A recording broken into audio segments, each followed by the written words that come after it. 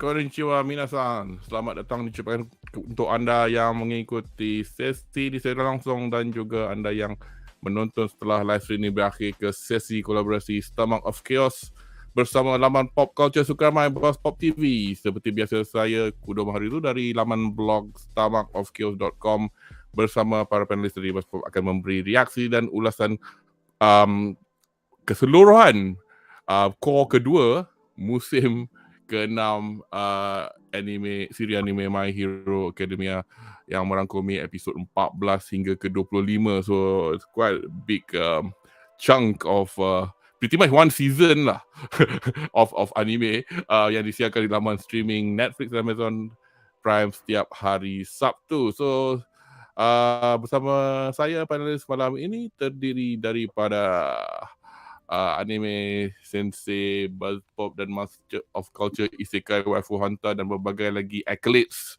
Anri Alwi, how are you? Saya rasa chama-chama, konnichiwa, and tell your mom I said hi and your wife I be home late. Oi, berapa masa? Dah buka dah. Dah buka? Oh, okay. Itu macam okay, dan juga panelis kami, Kaki Adewe dan Gundam-meister Shazli American. How are you, mate? Baik, dengar. Aku lucu kau mention bulan puasa tapi kau punya dia tutup kau punya side ni tak boleh because dia tak ada, aku tak jumpa gambar dia pakai tudung. Anyway. Good luck. good luck. Tak apa. Yeah, get ready to be kecam. Anyway, untuk makluman anda yang belum pernah mengikuti sesi ulasan kami, perbincangan kami akan mengandungi spoilers yang berkait dengan episod yang diulas. Dan juga kepada anda yang menonton sesi ini setelah live stream berakhir, silakan kepada laman YouTube Stomachofchaos dan BUZZPOP supaya anda tidak ketinggalan untuk menonton live stream kami yang akan datang. Dan jangan lupa seperti biasa untuk tenyeh butang like. Okay. So since we have quite a lot to get through, kita akan ke segmen kita yang pertama, reaksi satu ayat.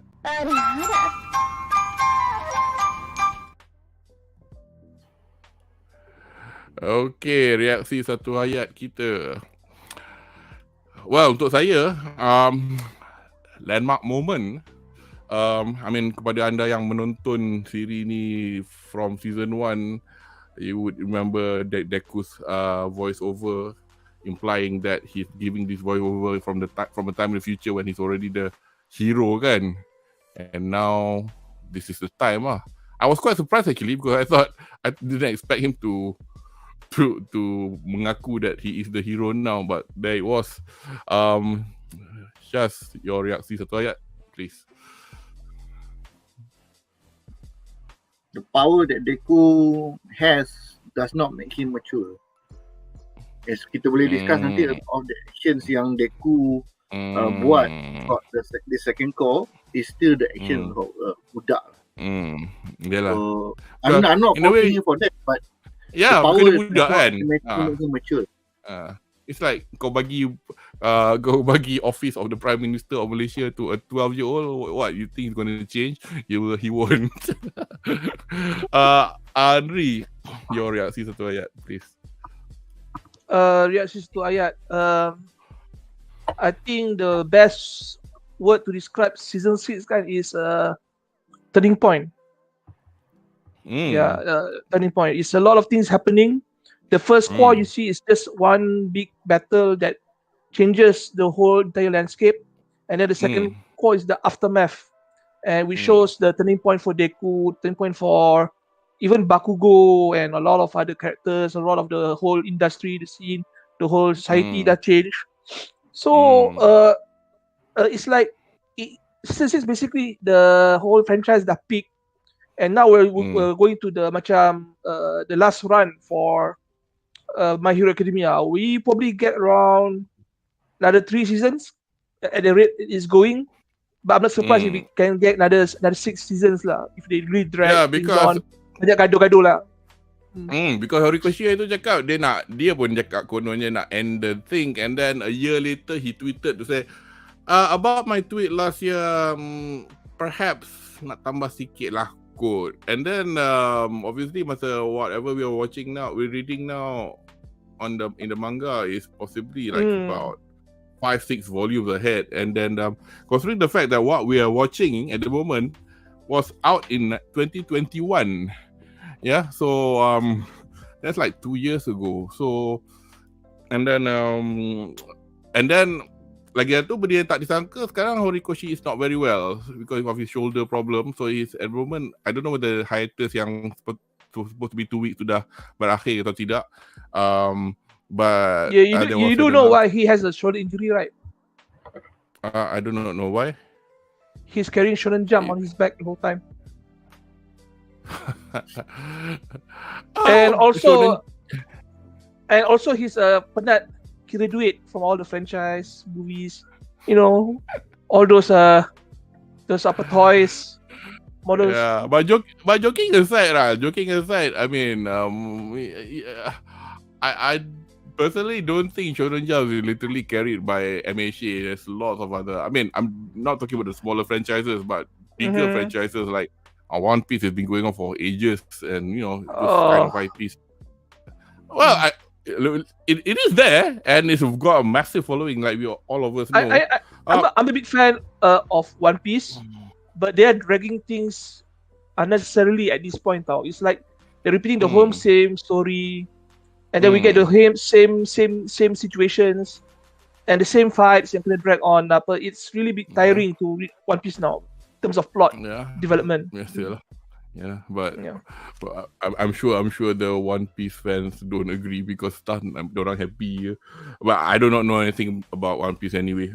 I'm looking forward to the live action. Anyway, just a quick one. Seperti yang saya cakap minggu lepas, surprisingly season ni 3 buku 3 volume and then literally the last episode ended betul-betul in the last chapter of this volume 33. So compared to the first core yang ada 5 volumes, and so we've got something from chat. Let's see what chat got. Okay, probably this is a reaksi satu ayat. This is from Hi Caleb Paul. Deku not that powerful. He can, but the thing is, he's torn between his lack of maturity in accepting this big responsibility. Have anybody else got any other thoughts on this? Setuju actually, because ultimately the combination of powers that he's using is dia tak take the Punisher punya approach. Really like he's still fighting in a very limited punya way, so that the villains do not tak mati lah. Kalau nak ikutnya senang je, dia bunuh all the villains, which is something we can discuss later on lah. Yelah, itulah. Anyway, so since we've got a lot to get through, so kita akan ke segmen kita seterusnya for our first question. I mean, I've given you the questions like beforehand. It looks daunting, but we don't have to spend 40 minutes per question. So here we go.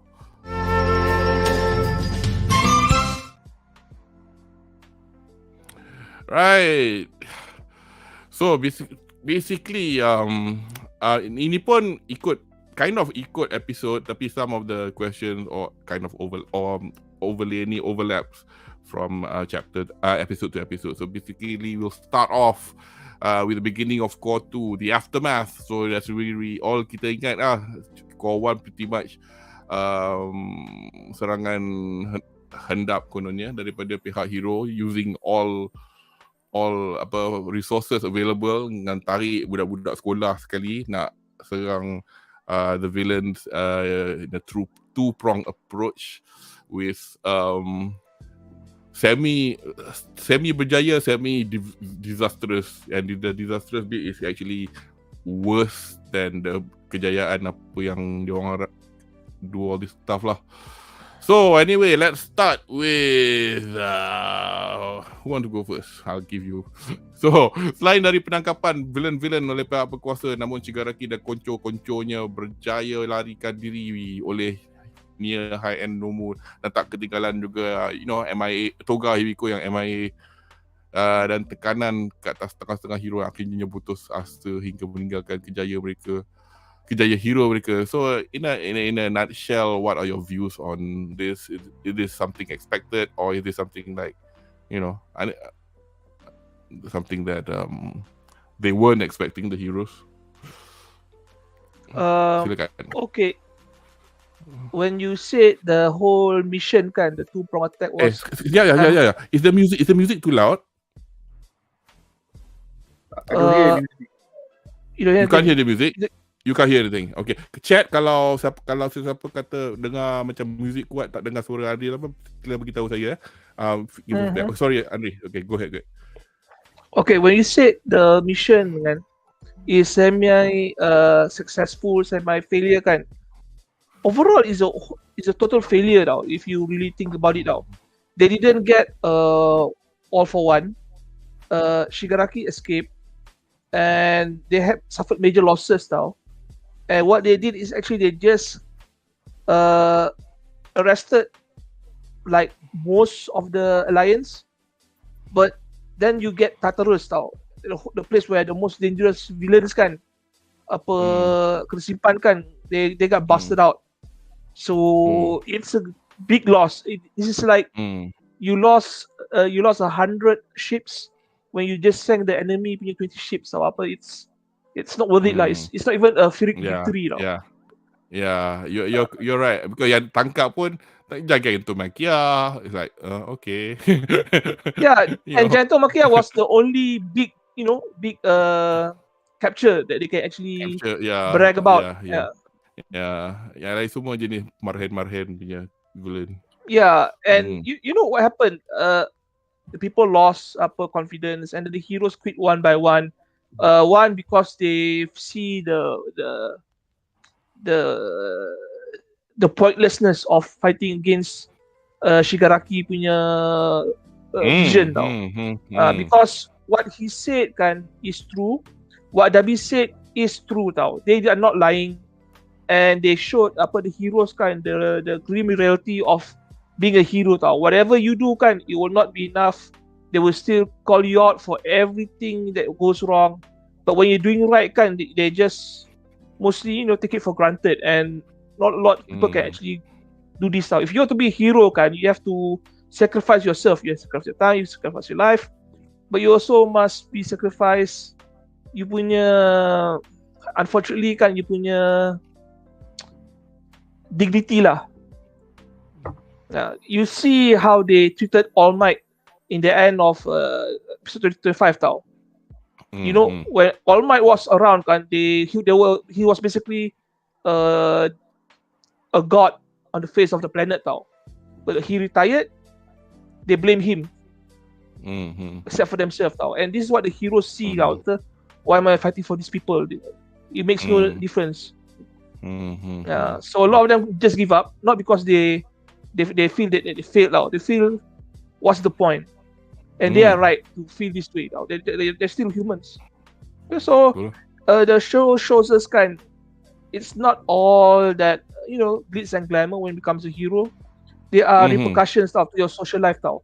Can you imagine kan, you're a hero and then you retire and then you try to take home, pergi tinggal kat shelter. People will look at you and treat you differently because it's all still your fault, even though you did your best. Yalah. Chef, any thoughts on this aftermath? Pretty much it goes to show that the simple concept where banyak orang will support you dengan mudah when things are going easy. Biasalah, manusia kan. When things are not going great, mulalah ini salah dia, itu salah dia buat tak betul. It also reflects the prediction or rather the cause that Stain mentioned way back kat season 3 that there's a lot of fake heroes. Yes. We're not saying they're not heroes, but they are heroes because it's a good job. They Yeah. are not heroes because they are selfless and self-sacrificing. So dia orang buat benda tu sebab benda tu is an easy way for them to make money. So bila dia punya kerja tu become overwhelmingly impossible to do, okay guys, I'm done. And then it doesn't help that the ones yang betul-betul selfless pun gets blamed for something that was out of hand. When actually kalau you nak kira, it's actually not the hero's fault. It is the fault of the governments and humanity itself for not choosing the Punisher punya route. Kau dah tangkap villain, kau letak dalam cell, allowing them to have a chance to break free. Gantung mati je. Sounds obscene lah kan, coming from a superhero punya ni. But I've always did not like the whole Arkham Asylum concept. All these keeping villains yang like bunuh je lah. Tapi habislah cerita. Tak ada lagi villain. No, that's the thing. I mean, but this is something which we cannot avoid because even in our society sekarang, hukuman gantung pun tak boleh, unkind, inhumane. If the person raped and murdered 50 women, do you think it's unkind to hang him? Itu let society answer lah. Yelah. Everybody is always saying must remove the hukuman gantung mati and all that. Like, cannot, man. I don't agree with that. Just Wan yang kata, walaupun aku suka Batman, tapi konsep Arkham Asylum ni memang bodoh. Yes. Tak, dia macam ni. Kalau a villain or a criminal who does potential hukuman gantung sampai mati punya thing, you did it once. And then okay, they say criminally, mentally unsound and everything, okay. Yelah. The family pun, the victim punya family pun kata okay lah, kami maafkan kau. They do it again. That's it, man. Gone. Kau bagi lagi Joker tu especially 5-6 kali, I'm back guys, I'm back. When are you gonna get it, you know? Kalau apa mengedar dadah pun boleh pukul sampai mati. And yet roaming murderer, you just relax je gitu tu.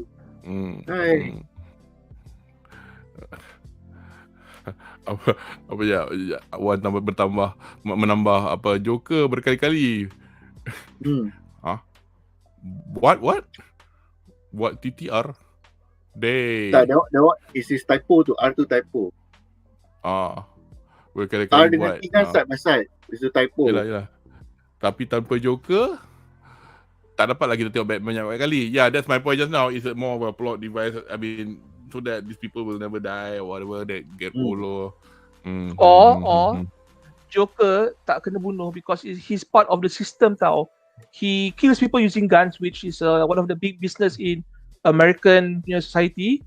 Plus, the more people he kill and put in the hospital kan, more insurance company can buat claimants to the cases. And then give police something to do, give superheroes something to do. And then the rich people pandai, then they don't live in Gotham. Yes. Then why should they stay there? They all tinggal kat tempat ada Hawaii, Maldives, you know, Morocco, tempat yang aman, tak ada gaduh-gaduh. Spend their money. Anyway, since you are there, let's get on to the next bit. I mean, we've Anri touched upon this TARTARUS diserang. So we all know that it was bukannya I don't know whether the 6 prisons were done simultaneously or were done subsequently, but anyway, kalau hero boleh buat 2 prong attack, this is like 7 prong attack. So in your opinion, apakah motif All for One Shigaraki di waktu ni umpamakan boneka? I mean, a lot of times in the later bit of season of the core, first core, and even at this stage, Shigaraki is merely like a mouthpiece for All for One inside him. You know, I mean, Shigaraki, because All for One dia macam the master planner and everything, and as much as Shigaraki got his own, I don't know whether Shigaraki's got vision as far as what AFO has. So sorry, back to the question. Apakah motif AFO untuk melepaskan villain utama dari penjara security tinggi ini? So sebelum melakukan perkara yang sama di 6 penjara utama di sekitar Jepun. Pandangan anda? dia punya plan dia is actually very simple. All for one wants to do is to just create enough chaos to buy enough time for his plans to come to fruition. And kedua is sebab dia memang at his core dia adalah orang yang sukakan chaos. He blame All Might for his initial friends punya the loss of his initial friends masa early days when before Deku punya time lah. So they orang banyak bergaduh and a lot of his compatriots kena tangkap. So this is something that he has always enjoyed, chaos, the breakdown of society. Memang dia kepala dia sadistic lah. Sadistic and there's a craziness attached to his head. So all this is just part to advance his plan to generate chaos and to buy enough time so that Shigaraki will be able to reach his full potential. Whether he plans to use Shigaraki later on by taking over the body or not, that one nampak macam ada plans for it, but I can't see how he plans to do it lah. Yeah, we'll see how. And then another thing also, I was just wondering. I mean, as much as I agree with you, he's got his sadistic side to him, wanting to make sure everything. But as you also correctly say, is to weaken the good guy side lah. You know, now you get heroes quitting. Now you get the public not liking the heroes. So what better way to weaken the good guys? Anything to add,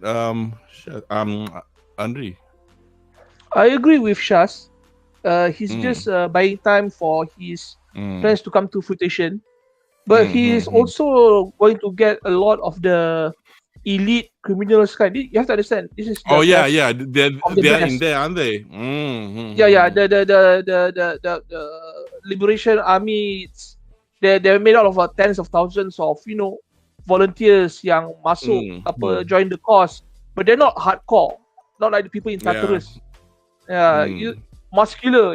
He's like 100 psychotic tu. Quirk users tau, in terms of muscle, dia muscle punya power tau.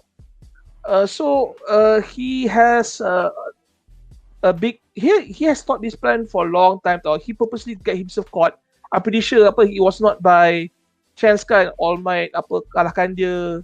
This is part of his plan tau. Dia dah buat plan. He either kills All Might or All Might sends him to Tartarus and he wins either result tau.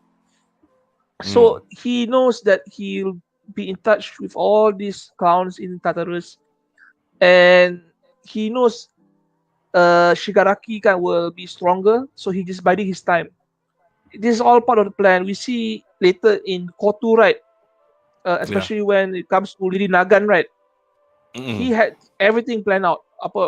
This thing will happen. I'm going to do that. You will do that. Yep.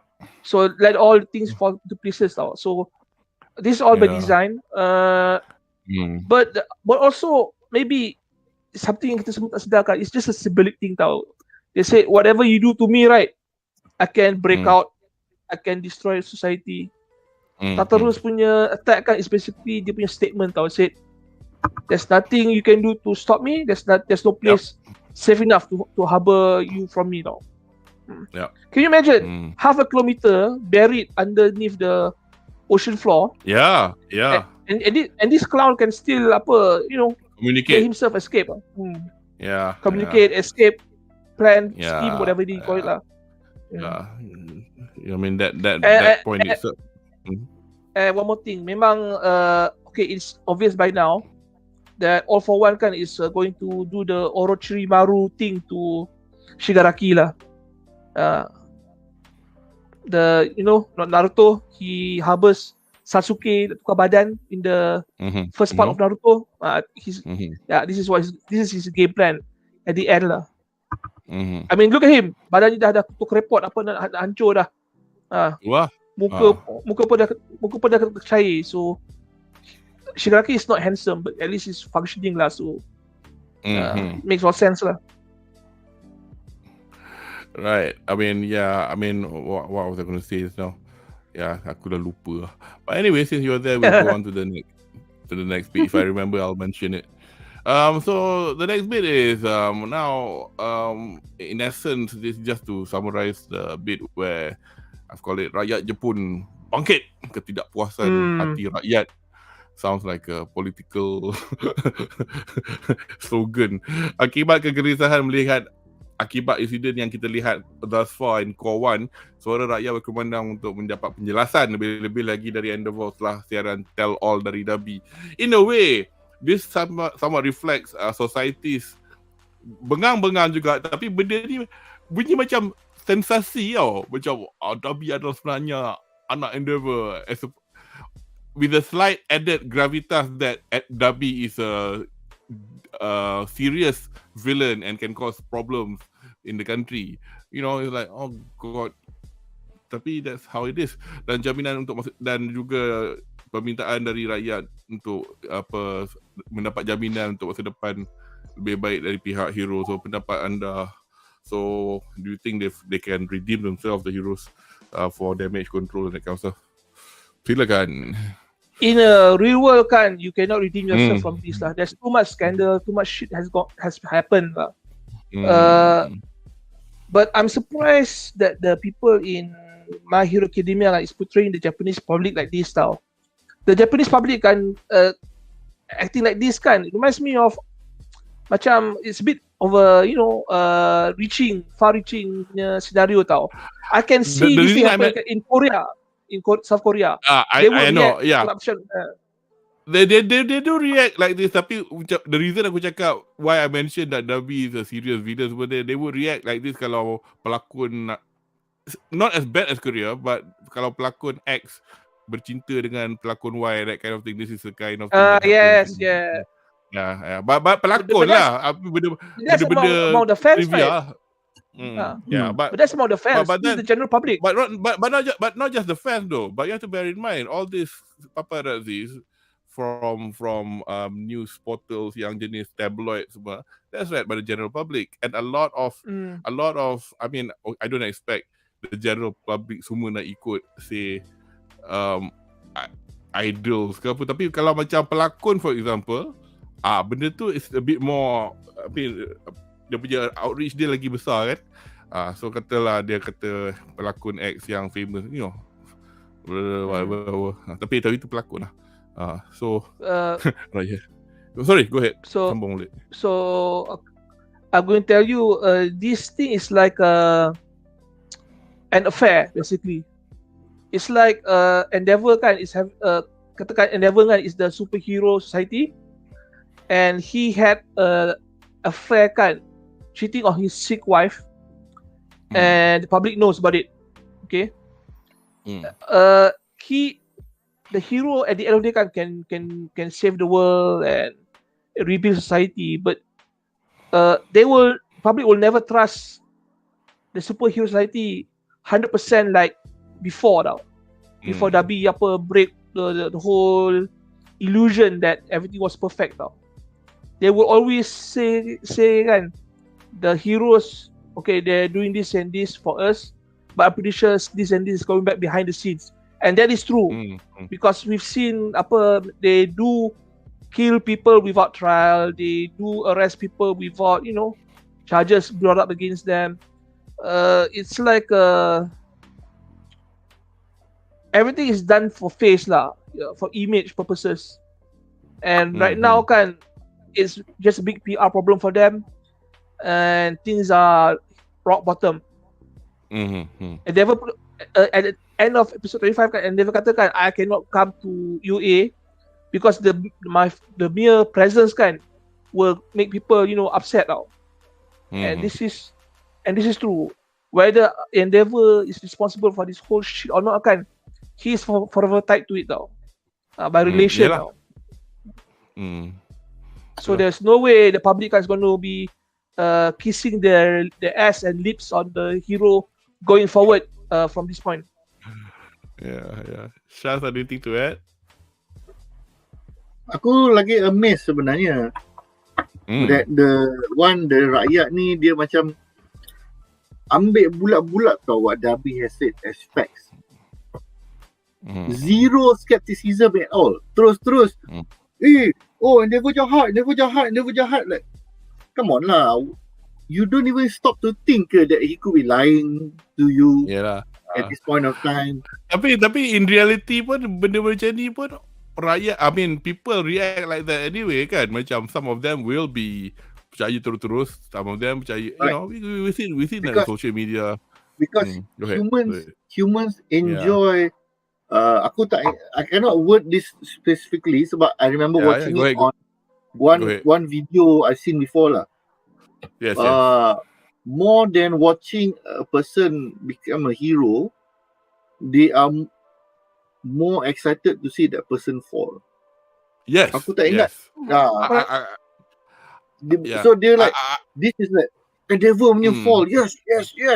They completely forgot that this and then Dabi is burning everywhere to hell. They just like endeavor's going down. Yeah, excitement. So the only phrase I can remember is kalau the phrase yang makna dia the joy in showing people's despair and which is called Schadenfreude, which in German. But I don't think it's describing what you're saying. But nantilah kalau aku terfikir what that word is, I'll say. Yep. But regardless, no skepticism. There is no public discourse that you have people like, endeavor sebenarnya tak bersalah, you know, and then you have a group of people, endeavor ni tak betul.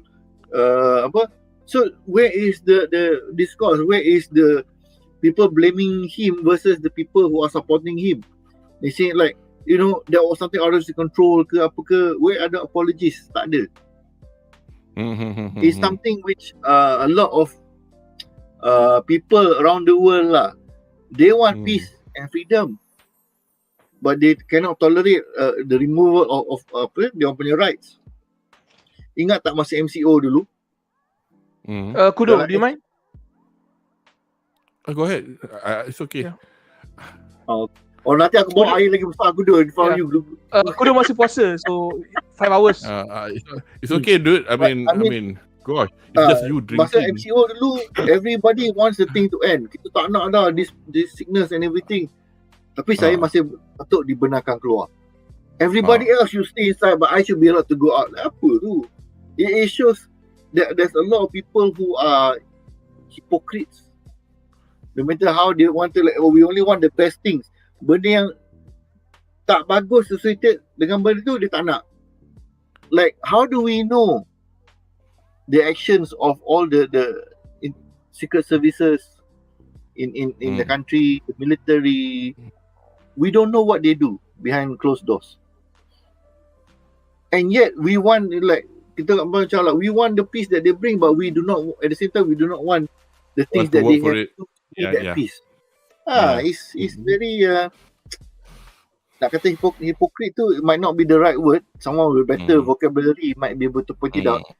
I think you mean aversion to liability tau. They don't want to be responsible for the shit that happens in that particular time tau. Macam the rakyat kan, they know that the heroes are not to be blamed, but they need someone to take the fall. So itulah.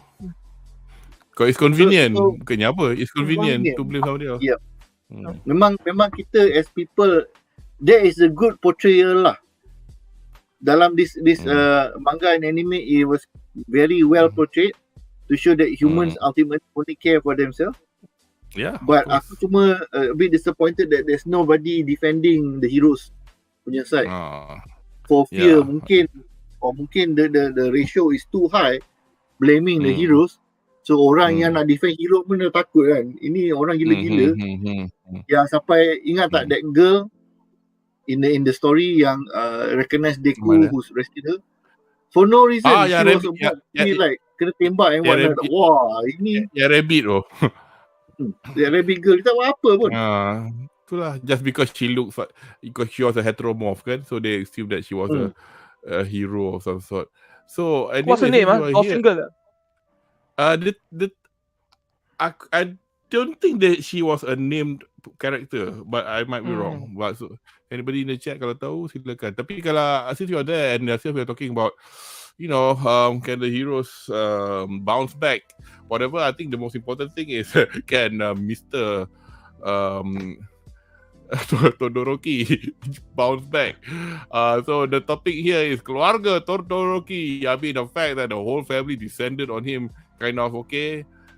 We are pissed off with you still, but man, let's sort this out together. So anyway, pandangan anda tentang dinamik keluarga ini, dan jika masalah Toya ni selesai, adakah anda merasakan keluarga ini boleh bersama dalam keadaan yang damai dan penuh kemaafan? Pandangan anda. But anyway, feel free to touch on that flashback episode that we saw showing how he treated Toya and all that. Silakan. I'm not sure why the wife had to become this way. As in that kenapa she had to be put up and into marriage in this way lah. Because I faham that there was probably a lot of money involved and whatnot. But are you really that bad in the family situation? Rumah kau besar kot, jual je lah. You know, how bad do you have to be to the point where you have to let your daughter go macam tu, and then terus tak ambil kisah tau. The daughter couldn't even contact the family and whatnot. Macam like, wah, what kind of parents is this? So from there pun kita dah nampak the parents of the wife pun macam like tak boleh diharap. So when you have that kind of, you know, couldn't care less, and then kena pula endeavour pun perangai macam ni, so memang jadi victim lah. In the end, every single one of the kids ended up a victim in some ways because of the endeavour punya lack of parenting punya skill. But nak kata macam mana I don't think the family dynamic will be a good family, boleh duduk semeja makan nasi sekali anymore. It will be more of like kami terpaksa makan dekat this fast food punya place because it's dad's punya birthday kind of dynamic. So the mom will grudgingly show up like, okay, only because our kids invite me. That's it. Itu je lah. They will only be able to reach that level. They will not be able to reach the level of like, hey, let's go have happy family beraya sama. Tak ada lah. And in fact, you can see this in real life as well. Endeavour pun sendiri dah cakap, I'm willing to let you all stay separately kalau perlu. So there is a high chance it might happen. Endeavour might end up being what do you call it, the absent father, which he has always been, but now he'll be so no different father. Kan, so he'll be properly absent father, but the mom will be back lah, because the mom pun dah sedar balik in a sense. Since we're talking about the family at the moment, and that's I know I like to rather talk about get a comment from chat at the end of the section, but I think because I think part ni nak tackle this while we're talking about it. Wan Faris berkata Dabi pun bersalah juga, as in Toya. I think he meant Toya before he was Dabi, and dia cuba nak protect Dabi, tak nak dia practice sebab takut dia kena injured. Tapi you have to bear in mind as well. I mean that is a bit of both, because once he's a kid, and two, I mean he wants his father's approval, so he was thinking boleh ni, aku boleh buat ni. Tapi okay, Syaz wanted to say something, go ahead. So kita ada mention benda ni the previous Bedah on MHA, di mana Endeavour should have allowed him to practice, but within limits. Dia kena explain to Dabi that you can be a hero, but your power can only reach this level. Only if you are fighting the greatest villains macam level all for one, barulah you unleash all your power. Kenapa? Jadi tunjuklah, you tengok bila you buat your power semua ni terbakar. So you buat benda tu jadi something special to him tau. You know, because of the fact that you are so strong that you can generate fire even stronger than me, okay, it becomes something that you must use only as a last resort. Then Dabi as a kid, dia akan percaya tau. So nak kata Dabi bersalah given his age and dia punya desperation in trying to get Endeavour punya attention, I would put the blame mungkin at most 10% at dia punya stage. Sebab dia kita umur tu ada yang makan ulat pun ada. You want to blame the kid sebab makan ulat? No, because budak kadang-kadang you tak faham that certain things you do is not good. But one thing that Endeavour feel as a father, as a parent, is that you nampak the fact that Endeavour he has already begin to see that as a problem bila anak dia guna that fire. But dia tak cari orang lain. How do I handle a budak who is so obviously wanting my attention and all that, who has a potential power that can makan diri? Dia tak cari help. Kalau dekat US banyak je psychological help, family help and all this yang boleh membantu. As a high ranking hero, aku tak tahu dia ranking hero berapa masa tu. Yang orang yang berduit, kau tak boleh ke cari family counselling? Kau tak boleh ke cari, you don't have to tell them aku lempang dia aja-aja. Tak tanyalah, how do you control budak-budak macam ni? How do you get them to only use their powers in limited way? He did not. So because he's got other things on his mind. Because dia kan so keen in trying to satu he was still a functioning hero, and then take care of his kid. Go ahead. I just want to add kan, even if he lempang Toya, right, it'll be much better for him to mempuk dia daripada asingkan dia daripada apa yang for the rest of the families. From the rest of the family, especially apa nama Hot Eyes tu, apa yang separuh aku, I keep forgetting his name. Apa? Aku pun. Yang mana? Yang classmate apa Deku tu. Ya. Apa? I keep forgetting his name. Shota Todoroki. Shoto. Shoto.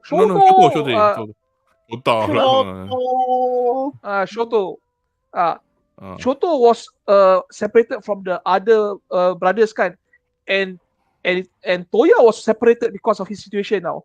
So mau tak mau kan, him actually beating up apa Toya kan, at least kan he got his attention tau. But this is not the case. Dibiarkan terus tau. So it's actually worse. So itulah but as biasalah ni family dynamics yang unfortunately macam there's no redemption to it lah at this point. We don't know how much damage control Endeavour or can do in any way. I've got we're going to end this as a segment. Let me just add one thing on the family dynamic lah. I'm not as positive as Shaz. I think as long as Toya Dabi is still around, the family is still united together. But once Toya is either killed or captured, right? I think the wife's gonna divorce. The wife's gonna divorce. The kid's gonna like, okay, bye, I'm done my stuff. And Endeavour will probably feels it was the right thing to do. Tau. He is basically the hero and the pariah of society now. So for the family to be away, tak associated by him, is actually a plus. Tau.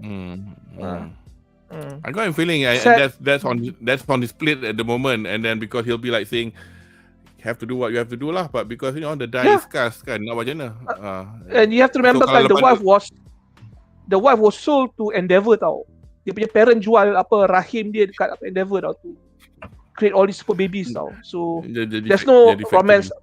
There's no romance thing. Okay. So before we end this segment to go on to the next segment, we've got a couple of random messages from chat. Family problem, yes Caleb, itulah dia. Family problem punya jenis yang macam kita pun sometimes in real life, as I mentioned just now, pernah tengok, and sedih jugalah because the dynamic of the family totally change after a certain incident. Ni gaduh dengan ni habis, will affect the anak. Family tu anak 10 ke apa, habis, hancur. Tapi itulah ceritanya.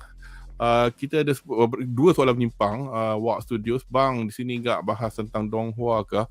I'm not sure what he's referring to. Anybody know what that is? Anyway, kami, whatever it is, it does not sound like an anime. Kami anime division literally just talk about anime. We don't even talk about tokusatsu. So I'm afraid saya pun malas nak Google. So unfortunately tak. Do you know anything? I don't know what Donghua is. Is it manhwa or webtoon? I'm not familiar with Donghua punya term. So sorry. Syaz? Apa tak? Chinese punya manga ada nama tak? Macam manhwa is Korean. Korean. Yeah, I thought webtoon is Korean. I thought manhwa is Korean, manga is Japanese. But anyway, Donghua kami tak discuss lah. Confirm tak discuss. Okay, lagi tu soalan menyimpang daripada Wan Faris. Nak tanya panelis tengok anime Nier Automata adaptation from game tak? Saya tak pernah main game dia, tapi saya tengok. But what happened was, I didn't, because kita tak banyak buat bedah recently, so saya tak ada sempat nak macam touch on news bites in this season. Tapi early on in this season, in the middle of the season, beberapa studio anime had problems delaying the episode. So Nier Automata was one of them. Lepas episode 3 dia macam kata, oh ada delay, kami punya studio ada masalah dengan staff pasal COVID. Macam okay, fine. Tapi lepas tu another title had the same thing, which was yang Kubosan tu. Lepas tu ada another one. Jadi a few of them jadi macam ni. Lepas tu and then for Kubosan, they finally decided to, okay, we've started it again, but we're gonna start it again from fresh in the spring.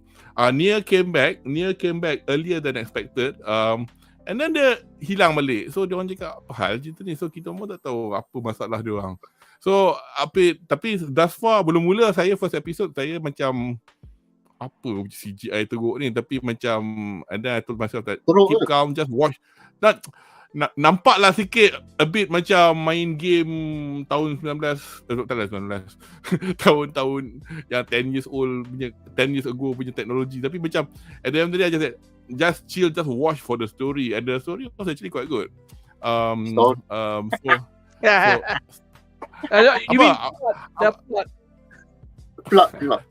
I don't know what you're talking about. Anyway. Oh, dia masih puasa tadi.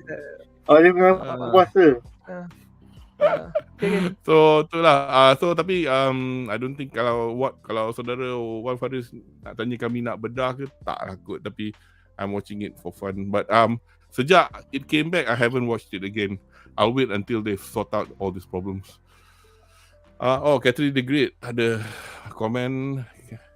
Hey Catherine the Great, ni cerita okay, tapi macam mecha ada CGI keras. Yeah, that's why I said macam kelakar sikit. Tapi kalau macam for me kan, tengok Girls on Panzer punya CGI yang 10 years ago pun nampak macam lagi cantik. Don't mention Girls on Panzer. I love the whole series, man. I know. I just started watching it 2 nights ago. Baru nak masuk episode 2. So macam Panzer 4. Panzer 4. So macam tank dia CGI kan, tapi even that done in 2012 look way better than but it's a small matter. For me, benda-benda macam CGI jaring ni small matter lah. Okay, so kita akan ke segmen kita seterusnya. Okay, so our next question. Yeah, I don't know whether we might be slightly long here. That's why I was supposed to do this after question 3. So this is question 5. So tadi siapa yang kena soal? I was last. Kan? You were last No, you were last. Like, did I ask question 4 to you or Anri? Yeah. I asked you Okay. Yeah. Okay, kembali ke dunia Vestige One for All. Ya, aku macam tak ingat. Why did he go back here? Or was he in hospital at that time? Do you remember that? I can't remember because the first time yang dia pergi tu masa suddenly dia tengah gaduh kan, tapi masa tu just Nana dengan the first user dengan tu je. Yeah, tapi masa the competition. Yeah. No. Masa gaduh in hospital kan, because lepas dia lawan takkan aku dapat. Oh yelah, because dia dah lawan Shigaraki macam nak mati. Okay, di sini yelah because masa tu All Might duduk sebelah dia, duduk pegang tangan dia kan. Yep. So di sini dia good. So anyway, this scene is quite good for me. I thought it was an introduction. Aku macam, because saya kena admit yang sebelum I pass the question to Anri actually, when I watch My Hero Academia, I watch until season 3. And then because masa BuzzPop mula buat MHA, masa tu buat season 5, so I had to speed run the series by reading the manga for season 4 and to season 5 so that I can join in. Tapi macam, so aku macam tak berapa ingat sangat the past berapa kali he was introduced to the Vestige kan, because I remember there was one episode called Vestiges. So but anyway, now I'm totally up to date to what's what lah. Tapi it's quite good lah to see di sini Deku didedahkan kepada sifat fungsi sebenar one for all, dan bagaimana keadaan Deku dan All Might yang asalnya quirkless atau tanpa quirk mungkin jawapan untuk mengatasi masalah pemegang one for all sebelum ini. So pandangan anda lebih-lebih lagi apabila Deku nekat untuk menggunakan one for all untuk menyelamatkan seseorang atau sesuatu situasi daripada menghapuskan atau membunuh. Your thoughts please? Because they did one of them they said, sorry, bukan one of them. Siapa yang tua tu? The pakcik pendek who was Nana Shimura. Gran Turismo dia kata sometimes killing isn't a bad thing. Anyway, go ahead. Anyway, go ahead. I agree with the dwarf. Killing Shigaraki would be the most logical thing, the most easier thing. Trying to rescue him is the most riskiest thing lah. It is what Nana wanted the most, but even she admit kan, if you kill my grandson kan, apa it's okay. I understand. You see what he can do. You see what he has done. So, but you know, Deku being Deku, right? He needs to save everyone. This is going to be the cause of his death lah one day lah. I can guarantee you that lah. He would probably die first than his enemies lah. Was it Mark Hamill ke cakap, kalau Skywalker, you'll be the death of me? I can't remember who said that. Anyway, go ahead. Was it before or after he drank the walrus milk? Whatever. Anyway, sorry, go ahead. So, I tell you honestly kan, what they did with the Vestiges kan is okay, but I think it could have been done better now, you know. The Vestiges kan, they are like Deku is like what, the 8th user, 9th user? 9. Dalam okay. overlay tu. Okay. Alright. I understood what they're trying to pull with these Vestiges. They're trying to make some extra drama with the last 2 characters, because they felt responsible for the death of their other hero teammates. But they should have, you know, whatever problem they had kan, would have been solved by now. They are dead. They should have spent the time reflecting, and the whole drama thing was unnecessary tau. I mean, you all are basically dead consciousness kan, living inside Deku tau. Apa you nak buat? Nak tanam ke? Apa buat isekai farm ke inside the badan? There's nothing else left to do but think. So why is this conflict? Just help him lah. Kan? Just give it all. Just what do you need, boss? Apa teach you lah, because the sooner you die or the sooner we all die, this torment is gone. We can move on to next afterlife or something like that. Okay. You know, that's my take on it lah. People may disagree on me on this, but I think the Vestiges punya whole character punya drama conflict kan is a bit unnecessary now. You can say, oh, I cannot talk to these 2 characters because my powers kan, I didn't actually master it properly tau, or something like that kan. I could have understand tau. There's a connection kan. it's like playing a video game kan. You gain EXP, you unlock this one new skill, connect to another skill, something like that. Okay, that makes sense. But I cannot help Deku because I was responsible for the death of my comrades last time, which is something tak ada kena dengan Deku langsung tau. If you keep in mind. Because at the end of the day, sometimes Deku gets the stuff without them.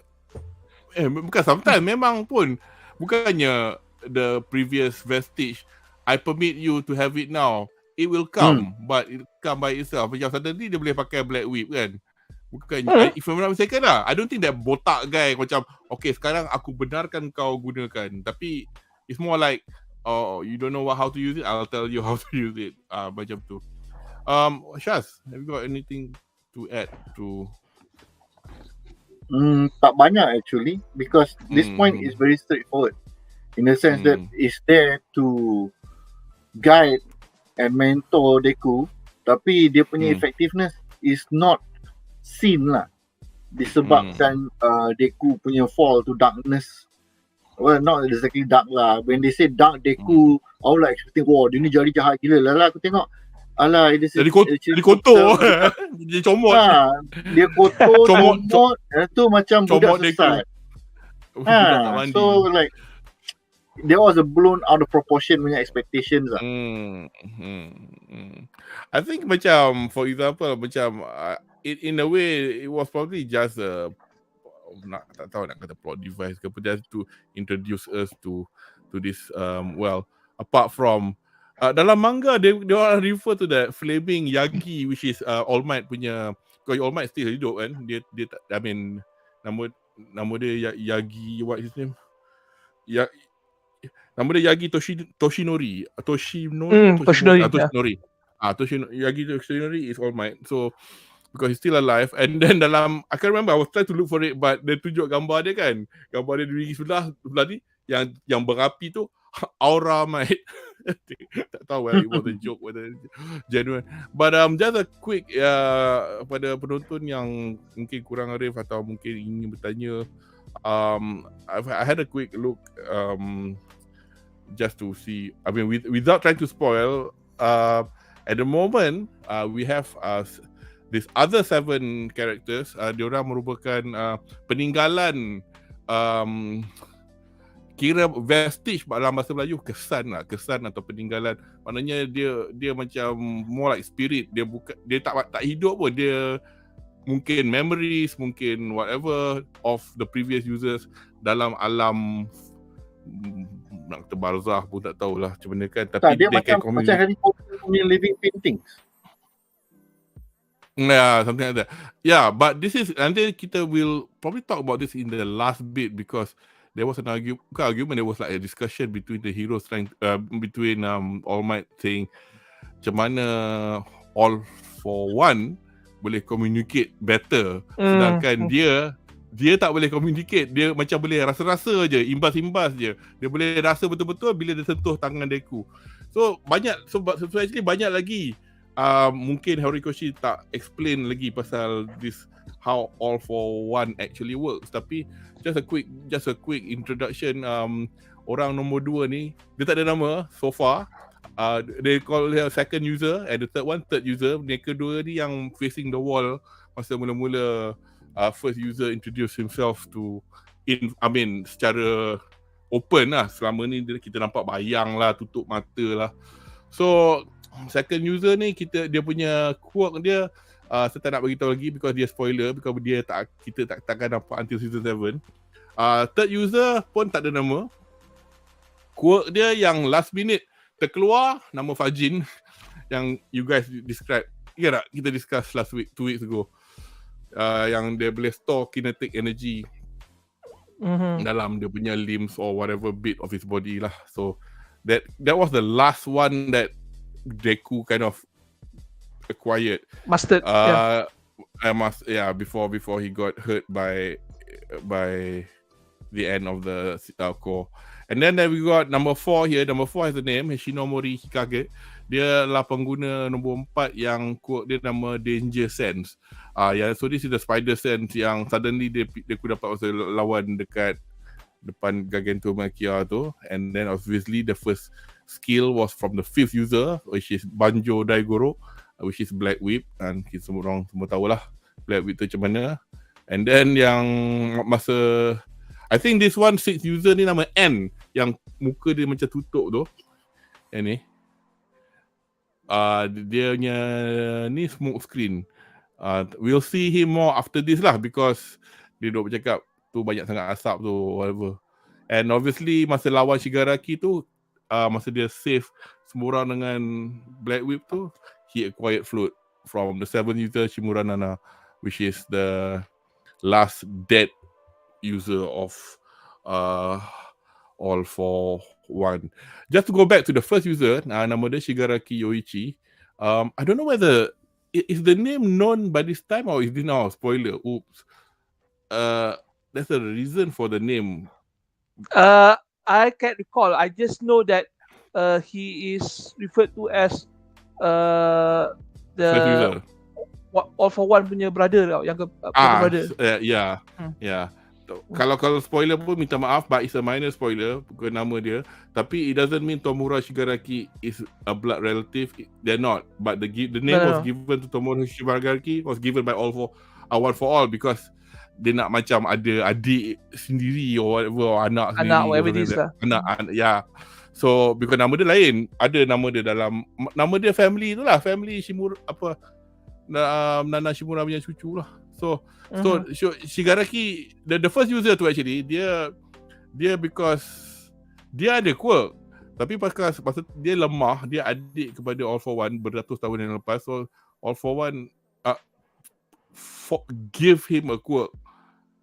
Nah, kau paksa kau have one, tapi dia tak tahu yang the first user has a quirk that all it was is a quirk that has no power yang macam magic is to transfer a quirk to somebody else. So bila dah combine dengan, I couldn't find what the quirk was. Probably it will be explained later that All for One paksa bagi dekat brother dia. So itu lah jadi One for All. So nama quirk yang tak boleh, yang tak ada power sangat tu nama bestowal. So I bestow you this. So depend lah, macam like how Yagi gave his hair to Deku tu makan. God, korang pernah telan makan rambut tak? Punya macam nak muntah. How the hell you supposed to get that kid to eat? Here, be a hero. Eat my hair. Actually, Macam sorry. Minum dengan air ke? Actually, the trick is to give the DNA to Deku. All Might could just spit inside his mouth. Hui. Dapat juga DNA dia. Apa ni? Iqbal ada komen dekat you Anri. Sebab dah sampai ni, just nak cakap kat Anri that yellow visage was in the All Might. Yalah. Aura Might. Orang tadi tak mati kan. So that was his. So soalan Wan Faris, antara 9 wielder One for All tu siapa punya power yang Deku tak gunakan dalam season ni? Nombor 2. Tentu saya tak nak cakap what it was. I mean, I suppose bagi tahu pun bukanlah macam rosak cerita ke apa, tapi tak apalah, kita tengok betul-betul lah. Unless you want to read the manga. Actually aku jahat gila. Aku lepas habis tengok episod tu, because volume 33 tak sampai lagi, yang cover dia gambar the new character tu. Aku baca Shonen Jump Plus. Aku baca 8 chapter tu, bloody hell. So look forward lah. Aku rasa lagi 2 tahun lah kita boleh tengok whatever it is. Season 7. So nobody dalam chat tolong jangan spoil lah. Anyway, so we'll go on to the next question. We'll bring to Ishaz question number 6. So let's start. I make it sound like so gempak, but as we instead of Dark Deku is now Comot Deku, but whatever. Perjalanan Deku ke lurah kedukaan bermula dengan fight bersama Maskulin untuk kali kedua. Pendapat anda tentang detik-detik atau faktor personality Deku yang mempengaruhi diri dia untuk nekat tak membahayakan keluarga dan rakan tawanan beliau? In essence, dia macam dia tak nak orang lain get hurt ke. Tu yang dia jadi macam ni. But anyway, what have you noticed any parts of the story or any particular traits, personality traits of him that made him this way? Basically he wants to be all might, self-sacrificing, we will beat all the villains without injuring anybody, bring a smile when I'm around. And then bila dicampurkan dengan dia punya very naive punya mindset, so dia become very that's why he took the road that he took lah. Dia macam, I need to do all this on my own, I can do everything on my own, I am the blah blah blah blah. He in how to put it, he put himself in a corner because he doesn't know better, and the longer he goes about it, makin lama makin perangkap dalam that corner. So itu yang susah. Even when the friends nak datang nak rescue dia pun, dia mentally tak boleh nak terima. Because he is a very naive punya type of person. Dia bukan macam Bakugo, dia bukan macam like any of the other friends who are very what's the term more self-aware, level-headed. Level-headed. Dia very, that's why they descend into this darkness, which is probably one of the reasons why people call it the Dark Deku punya the portion lah. Aku ingatkan dia jadi jahat bila Dark Deku, wow, dia bunuh orang and shit like. Alah, he fall into depression je ke lah. But it's a topic which is rarely discussed in storybooks, manga, anime for people of this age, where you become somebody who is so he was manipulated and he became ill in a sense. Dia bukan jadi gila. Tapi kalau you jumpa psychologist, dia mesti psychiatrist dia akan cakap dia ni ada masalah.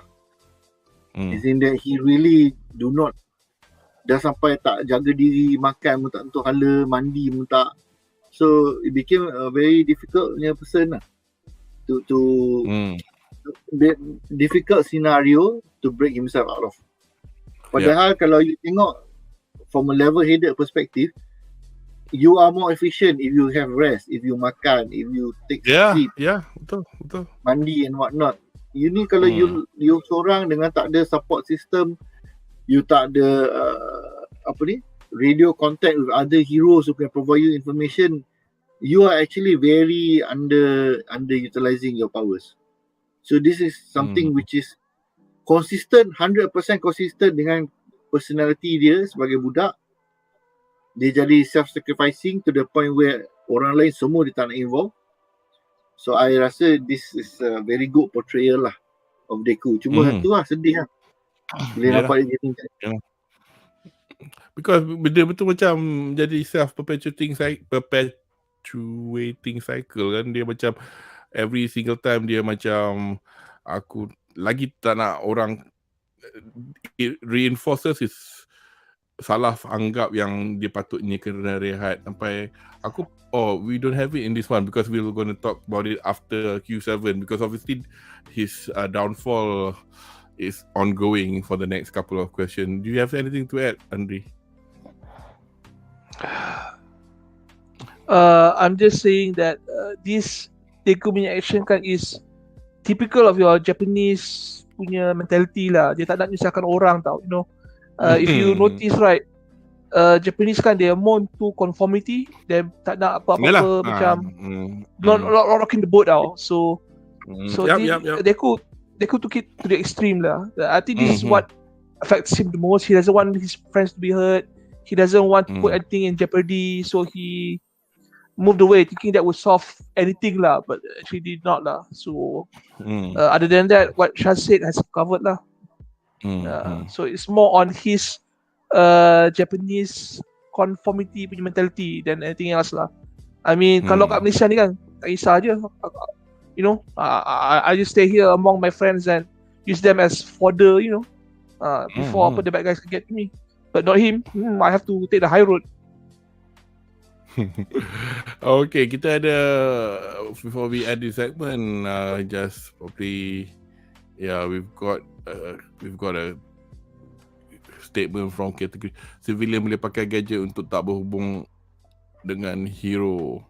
Yalah, because everybody was like taking their own things matters in your hand. Because there's no point relying on heroes anymore.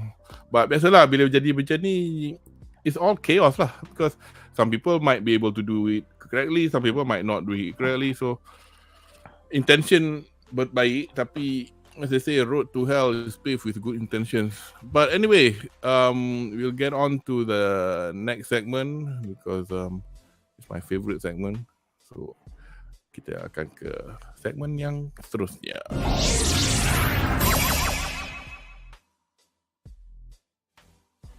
Ara. Okay, say hello to Lady Nagant. Sabar. Ya, buang komen tu. Mana komen tu? Kategori kan. Anyway, so ex-hero yang berpaling tadah. Pendapat anda tentang faktor yang menyebabkan beliau berbuat demikian? Silakan. Chef. Sorry, what was the question? I was checking something tadi. You asking Anri? Okay, apalah, since you already on screen, tanya you nanti Anri boleh join. Ex-hero yang berpaling tadah. Pendapat anda tentang faktor yang menyebabkan beliau buat demikian? Because this is actually quite a good thing that they've included in the story to show that everything is not as straightforward. And then go ahead. I think at this point of time, she was being used to kill Deku lah. Bukan, unsavories, deplorables. Orang yang the government feels tak best. Padahal they are not actual villains. So as she was forced to do this more and more often, then she got to the point where she had enough and then she attacked the director lah. And from that moment dia jadi villain. But is she a villain per se? I don't think so. Kalau dalam komik Marvel dengan DC, I'm not sure who is a good parallel. But there's a lot of dia ni villain tapi kita faham motivation dia. Yang paling senang most likely is Punisher. Tapi Punisher, or some people put as hero or anti-hero. So it's not a good parallel lah in our sense. Would anti-hero be a correct? No? Anti-hero tak? Tak juga. Anti-hero still working for good. So dalam this case, she totally became full on villain lah. But dia masih have a certain morals, which is why dia nak kata macam ni. You notice bila dia attack Deku, dia tak ada go for paralyzing shot. Oh, dia like bunuh terus. Terus just, I cannot move anymore. I'm gone. A lot of her shots are non-lethal. Memanglah dia tak nak bunuh because all for one request. But someone, you could have taken stronger shots. Like kat dia punya apa, urat kaki ke apa ke. But I guess in a way that shows that Lady Nagani, hati dia still in the right place. Cuma dia tengah marah tak bertempat. Ya. Kena marah. Anri, you wanted to say something? Yes. Something is rising and it's not the shield hero. God. Aduh, yes. Okay, Lady Nagani is a person who's not villain. She wants to be a hero, but she ended up to become a government tool, and at the end, when she was with Deku, she became an anti-hero because she believed in the whole hero cause, but she has seen the true face of society, government, how things handle now. You have to understand, kan, when she killed all these people, kan, she thought that they were threats to society, but the more she killed, kan, the more she sees, kan, this guy, kan, he was just talking about doing something. He hasn't actually done anything yet now. That's like a police officer shooting either one of us because we had the thoughts of rumor kan, and they said you're under arrest for attempted rape. Is that feasible? Sampai tahap tu. So the agency or whatever body apa yang she reports to kan was using her to eliminate potential threats tau, potential rivals tau.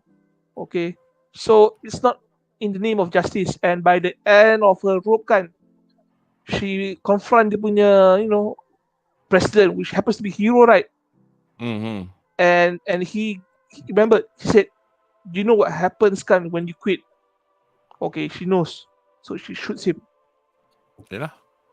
So she knows what's going to happen, because she probably have shot people who wanted to quit or who wanted to be like her kind, want to get out of this thing.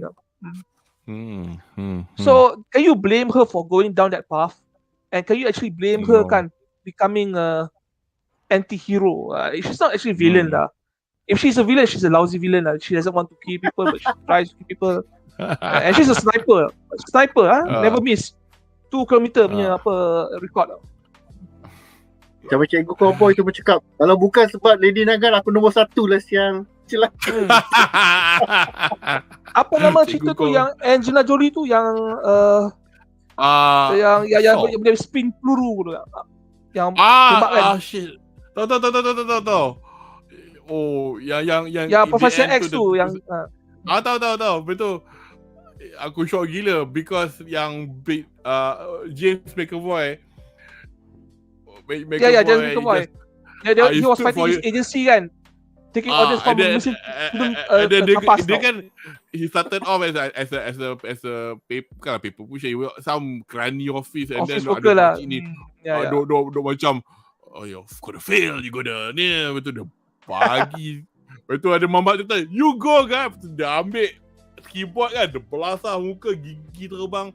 Betul, yes, because he was doing the girlfriend. But the best bit, FUCKYOU, slow motion pergi dekat screen. I think the director was this Russian guy or Eastern European guy, nama Timo Backman, whatever stuff. I know what which story you're talking about. Yeah. It's quite good lah. Bullet spinning kan, it's like that tau. And she can do that. Okay. You tell me kan, you're a lousy assassin kan, with that skill kan, you're not cut out for the villain business lah. Since we're in the middle of this, we'll answer question by category. Dan ni kerja dengan All for One untuk apa ya? I think because she was in Tartarus, All for One macam kind of like what was in it for her? Aku tak ingat. You guys remember? He gave her an opportunity kan to actually destroy the society that they are living right now. The whole yeah. So and then when she agreed, all for one. You can do that by taking Deku to me. That's what he said. By giving her another quote. So Wan Faris, waifu Lady Nagan, yes, not disagreeing with that. Basically dia kan best sniper dalam anime ni, best sniper. Okay, anyway, so we going on to before we go on to the next question, I've got a trivia. Semalam dekat WhatsApp BuzzPop, the only person responding to this was Shaz. I said, welcome. Oh no, that's something else later. But anyway, this relating to our wak.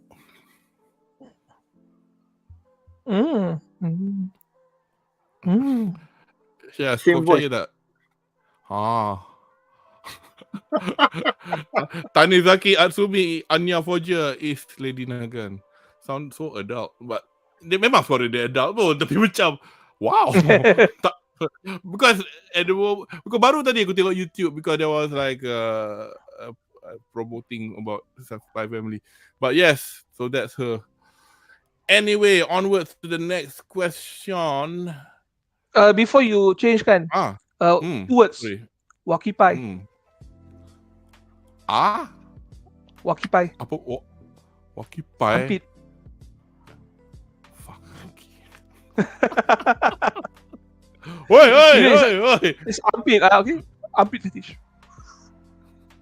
Yeah, there you go. Tak tahu, saya ternampak itu. Anyway. Saya pun ternampak juga.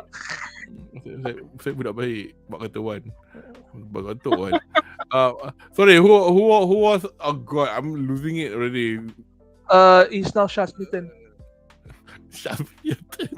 Semua macam you answer this.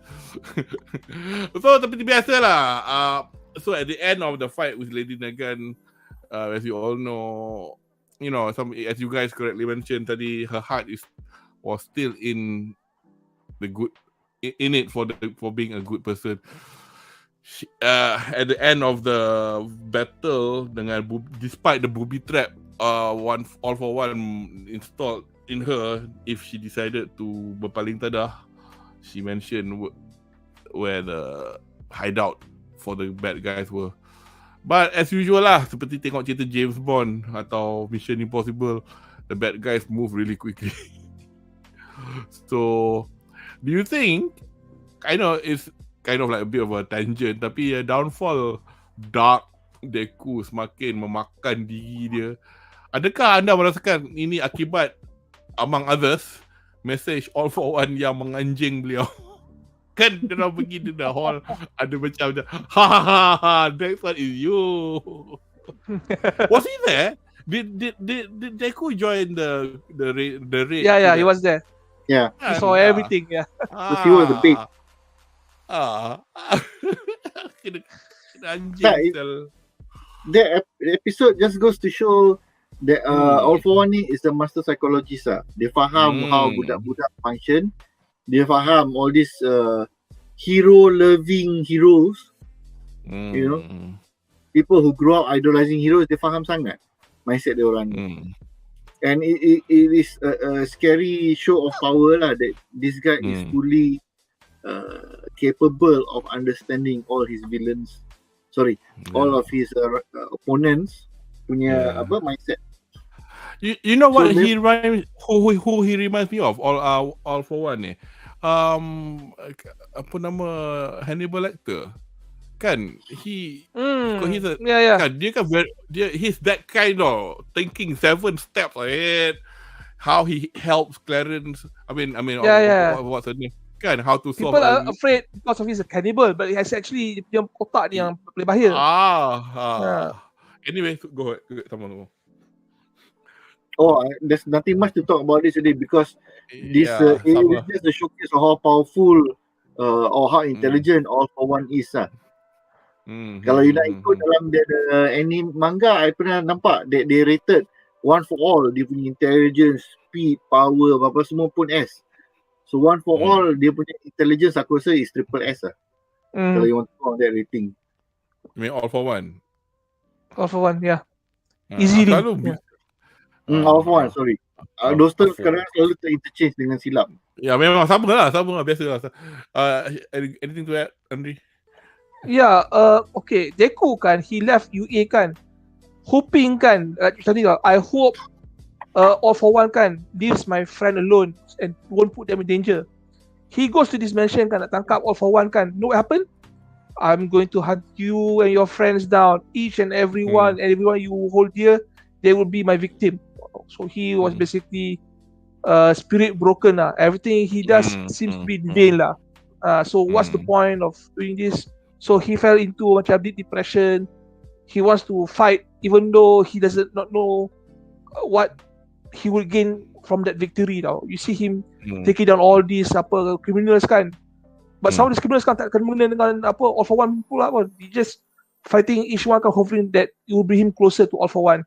And if he does reach All for One kan, he'll be in no shape to actually put up a fight lah. So you can see All for One punya tactic kan, when it comes to maaf lah kalau guna bahasa kesat sikit, mindfuckery, right? Is top tier tau. Yeah, he's playing human chess pretty well, and Deku is like playing checkers. It's not a fair fight. playing Ludo. Main dam or something like that lah. Main dam. Aku dulu pernah singkit juga main dam, tapi actually main dam for me, I'm bad at strategy games. Anyway, All for One kan, All for One is basically building something like the ziggurat in Minecraft, Deku is still trying to clear the first game of Minesweeper tau. It's sad lah. Tapi itulah aku masa aku tengok ni the bit where macam mana cakap yang masa All Might nak bagi dia bekal makanan, dia tak peduli bekal makanan jatuh. Bab tu a bit melodramatic lah, tapi sedih juga lah. So nice one Horikoshi. Anyway, so to be fair, right, if I were Deku, right, I would be depressed juga lah. Setiap hari makan babi, why can't you give me fish? Oh, ini asyik pork cutlets babi.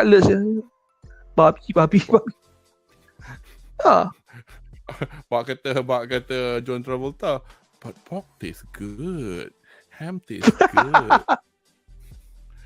Anyway, I've had it once by accident. It's okay. It's good. Anyway, it's just I had a sausage roll by mistake. It tastes like a sausage lah. Tapi that's my only venture into makan babi. Anyway, now okay, it's gonna be you anyway. So actually, this is I thought it was gonna be the last question, but then when I watched the last episode, I was like, no, this can't be the last question. So anyway, welcome back Deku. Kembali ke pangkal jalan with the power of friendship. Biasalah semua lah, everything lah, friend is a friend indeed, blah blah blah. Any thoughts on yeah, I guess you could argue that this is something that had to be done anyway. On how the rest of the class 1A got to bring Deku back. Okay, a lot of people who watch this episode, right, where Deku pulang ke UA and there's drama with the survivors, the refugees. And I think I'm probably the only person who's really upset on the whole thing because why the fuck are UA and the heroes are giving much thought to the opinions and convenience of the people. I mean, mereka numpang kat UA tau. If you're not okay with Deku coming back, you can just get the fuck out. Go to the other centers tau. Go to yang tempat the second place tu. I can see another reason for it lah, because dia orang macam biasalah kita sudah menyakiti hati rakyat. Oleh itu kita janganlah kita menyakiti hati mereka lagi. But anyway. Yeah, but here's the thing tau. When you are in emergency you're usually put under martial order tau. You're going to be very inconvenienced tau. So if you give a fuck about what the refugees are feeling, right? The whole place will fall apart. You can see this dalam cerita High School of the Dead. Have you seen that? I'm aware of the story, but I've never watched it. Okay, because at the end of the series they were at this compound of survivors tau, and the survivor refugees they say, I'm tired of living like this. Let's negotiate with the zombies. How you negotiate with the zombies? How? Zombies have feelings too. We can talk to a few of them and tell them we can actually treat them for a cure or something like that. Some bullshit there that they are lying to themselves they're lying to themselves, which is actually the same case they think okay, if Deku's not here, we will not be attacked. No one guarantees that. They're lying themselves. Exactly. Yeah. So the refugees know shit, and all these heroes are paying too much towards the importance and the feelings of these refugees. If even Umi said, okay, Deku's coming back home to take a shit, mandi, berak, poceng, whatever he needs because he's going to be used in the final battle. And you refugees are basically not going to take a part of it. You're useless. But habiskan beras je. If you're not okay with it, you just get the fuck out to the next shelter. Actually I got a soalan tambahan. Either of you, Shaz, or you can answer. But I agree with that thing that diorang ni terlalu baik sangat, because considering the fact that it's terlalu baik sangat. I'm like, No. Pandangan anda tentang the stepped up security in UA ever since the school festival yang lepas, because sampai guru besar Cik Tikus pun cakap I spend my own money, but nampak tak how the little apartment blocks get to go into some tunnel. UA is not UA, no. It is Neo Tokyo 3 tau, from Evangelion tau. Exactly. So dia lagi nak bising apa pasal dia datang ni. Yeah, these guys are not even fighting. They're not even repairing anything. They just, makan, berak, maybe they fuck at night or something like that. Just waste the time. Sabar. No, I'm being serious. This is what I know you're being serious. Yeah. Aku tengah pasal aku post kan. Anyway. So what's the question? Apa yang tanya tadi? Nak tanya tadi, aku cakap tadi pandangan tentang up step up security, which pretty much kind of like you asked me how I feel, right? That's how I feel lah. Yalah, by all means lah. But Shaz, you got anything to add? Actually, also, I mean, I probably worded the question a bit too vague. We hadn't even touched the bit where the episode prior to them being at the UA compound, when episode yang aku nangis yang I know. The fight, the bit where dia orang macam, jangan Deku, kami sayang kamu. I was expecting them to run towards the sunset now at the end of the episode. No sunset. Shaz got any views on the whole thing, like that, the fight bit with the classroom, and as well as the bit where they got back to the UA?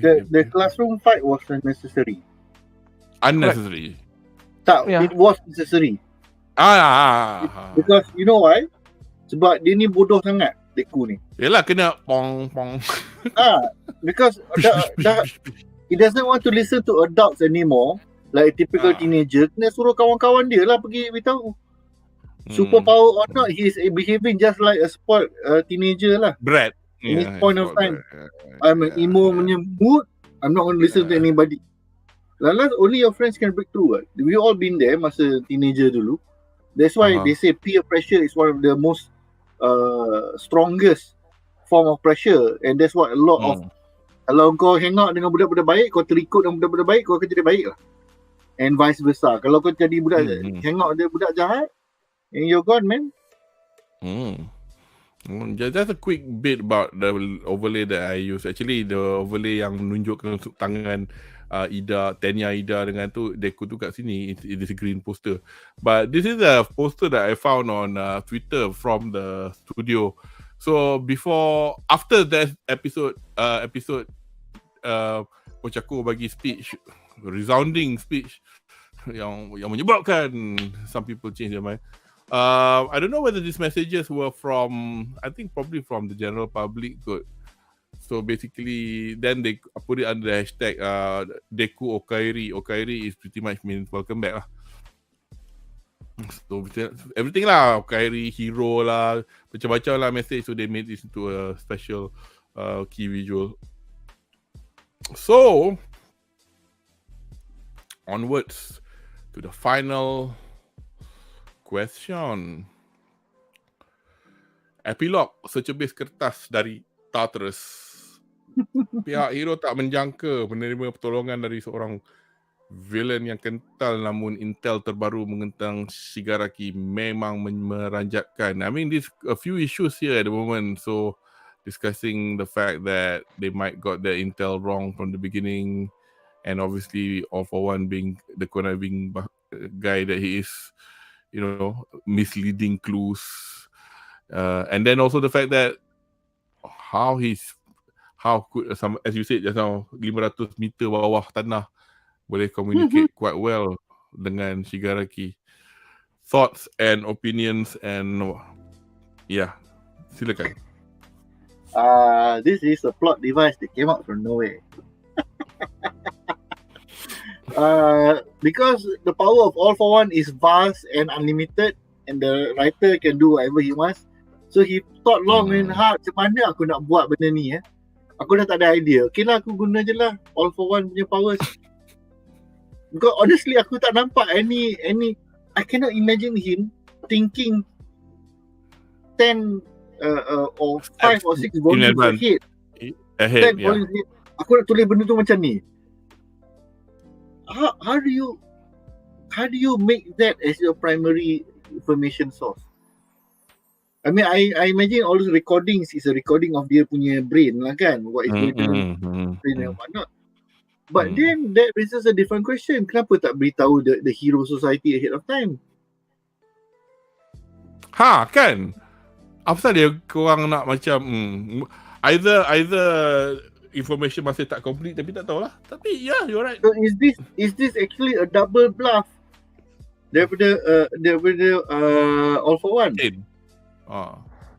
That the written notes are wrong and dia punya brain thinking pun is actually wrong, and all the plans is actually by the doctor himself. The doctor yang has the actual information. Dia dah bagi 100% lah. Garaki tu. You determine how long Shigaraki will come back. Aku rembat je lah buat cerita bodoh, you know, this going to come back in 28 days, blah blah blah blah blah. Give all kind of false information left and right. I wouldn't put it past him lah to have triple, quadruple layers of red herring going through his head. I didn't go back into previous volumes or whatever, but I just reread the chapter again and again nak tengok how they came up with 3 days, but they didn't exactly do the maths. But but I guess it's pointless lah. But the bottom line is the time that at hand will be closer than expected lah. It's just a easy way of putting additional tension and drama to the storyline so that it can move the plot, keep the plot moving forward. Anri? I think this is one of those full moments that they did for the whole series. I mean, they need to explain how. I agree with your full theory as well. Anyway, go ahead. Yeah. The writers they need something to tie all for one kan, being able to communicate with Shigaraki kan, and they use the radio waves powers as a excuse lah. I mean, tapi radio waves tu kita dah tahu lama dah, because that's how he communicate with the Nomu anyway. But you see kan, radio waves kan is how he communicate controlling the Nomus. I understand, but here's the thing now. I don't think radio waves can bounce. I don't think radio waves can bounce underground, especially when you cover water now. Okay, unless Shigaraki's dolphin can spend most of his time in the water now nearby. There's no way he can be in contact. So if I were him, I said, not only Shigaraki lah, all for one other radio wave powers. 1001 of his powers, one of it is telepathy. Easy. You would have thought he would have tons of quirks that could have made him be able to communicate in a better way. It would be so funny tau. Semua cakap, we know you use radio powers. Lepas tu dia akan cakap, aku ada telepati, buat apa nak pakai radio powers perlotan kau? That would be so stupid. All the heroes be like, we feel stupid now. Seriously, telepathy, it's like magic. How can you explain it? End of story. Betul. Itulah. What else happened in the last episode? The fact that we have seen the most American hero ever. We're gonna quickly talk about her in the Harapan. But the thing was, you guys dah tengok the films tak? The non-canon films. All 3, Yeah. The last one, World Hero Mission, actually walaupun dia non-canon, dia canonkan certain bits. So you get to see some of the heroes from that film starting to appear in the comics now, because so like yang part United Nations punya discussion kan, kau tengok hero Egyptian tu, aku dah gelak tengok nama-nama dah lah. Salam tu bahasa Arab, Egyptian tu gambar ancient Egyptian yang patut nama dia macam Anksunamun ke, Tutankhamun ke, Ramesses ke. Mana dia bersalam-salam. It's like this. To the Japanese kan, one brown people is the same now. So just like white people juga lah. Kau Yalah. Ya. Tapi kelakar gila. And the salam tu gila je. As far as I can remember, power dia apa sangat. Dia nipis. Pasal dia Egyptian punya lukisan. Muka dia piece off gila. Kenapa tak pilih aku? Aku pun takkan pilih kau, salam. Oh, and I think the white lion tu is Singaporean, I think. If I'm not mistaken. Yeah. Red dot. Okay. I get it now. Is that red dot? I think so. I think it makes sense. Singapore, red dot. Because mana Malaysian punya hero we were talking about Gundam kan itu yang Asyaz yang you kata Gundam Malaysia was Angkora. Scout Gundam hero. Ini representation. Ini nak jadi woke lah. Malaysia need to represent. Chris. Miss Puyi. Tak. Apa aku cakap? Anyway, tapi itulah. Was that All Might himself asking help from these other countries or not just All Might, everyone, Endeavour, Hawks, they are requesting backup. Yeah. And I do not know much about Stars and Stripes, but we might as well go on to the next bit now. So I think yes, despite the fact we had 10 questions and lesser people, well, no, not in fact, we have lesser people. Cancel that. We are doing quite well time-wise. Aku tak kisah juga because aku tak larat lah. Anyway, so kita akan ke segmen kita yang seterusnya. Harapan kami untuk season yang akan datang. Yes. Right, so harapan untuk S7. First things first, so obviously as usual with any new character, diorang macam last minute baru akan announce siapa yang akan berlakon ke apa. So for Stars and Stripes, tapi nama dia apa? Catherine something kan, aku tak ingat apa nama dia. Anyway, her seiyu is Romy Park. The seiyu for Edward Eldrick, seiyu for Toshiro Hitsugaya. No. Dan apa lagi? I mentioned 3 names anyway on tapi Tamari. Tapi Tamari from Naruto. Tamari. Dia famous lah. Dia Robin Park. She's Korean actually, but yeah. So yeah. Dan juga harapan saya is like to see, gosh, where we're going from here onwards. Then now we have,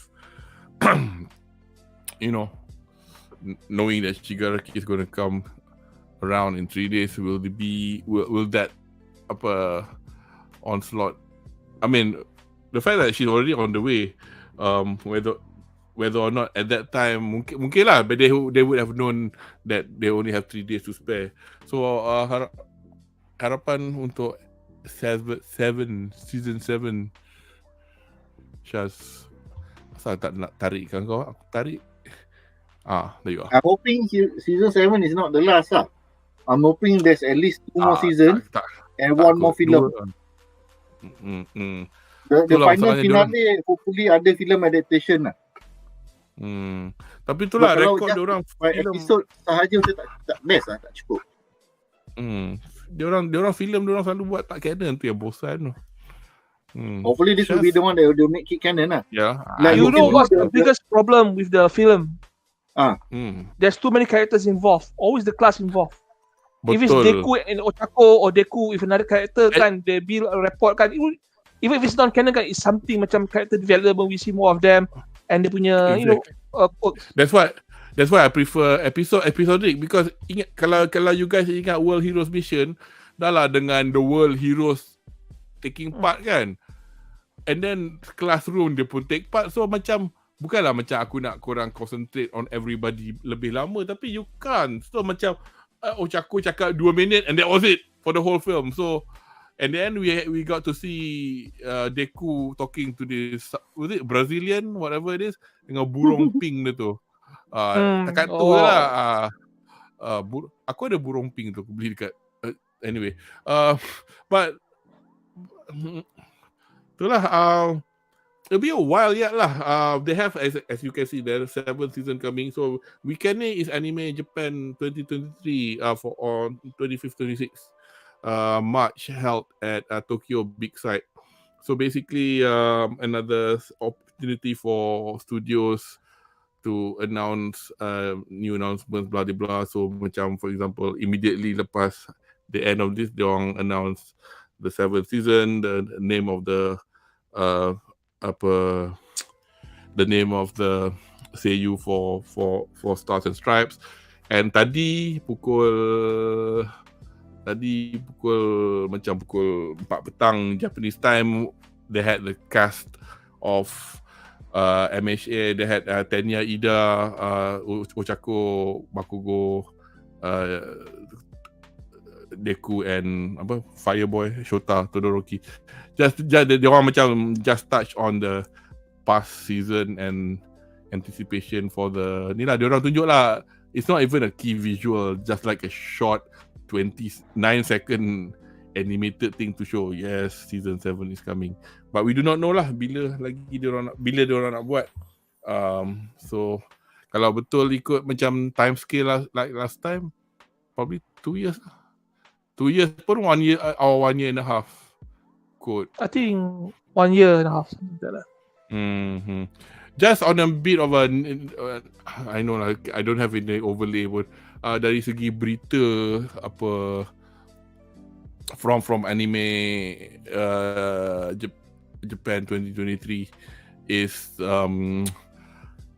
Spy Family had a showcase just now pukul 9 pagi Japanese time, so they were the first one early in the, so they had for the first time Bond, the seiyuu for Bond pun turn up on stage together with your, because bila dia cakap kan narrator untuk cerita Spy Family tu is the same actor, so dengar suara dia macho kan.